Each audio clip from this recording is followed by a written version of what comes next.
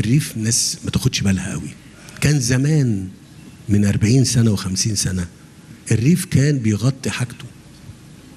الريف كان ايه؟ بيغطي حاجته. حد كان بيجيب زيت ده كان عيب قوي. حد كان يقدر يجيب زيت في البيت، زيت ذرة كان عيبه جدا في الريف. يقول لك معقول احنا ناكل بزيت؟ احنا بناكل بسمن وسمن بلدي. حد كان بيروح يشتري بيضة من الشارع؟ حد كان بيروح يشتري فرخة من الشارع من اي حتة يعني؟ لا، كان البيوت عبارة عن وحدات انتاجية صغيرة. ده كان الريف المصري اي ما كان عدده. لو كان الريف من 40 سنة عدده 10 15 مليون كان بيغطي نفسه، وكمان بيطلع جزء للحضر لعواصم محافظات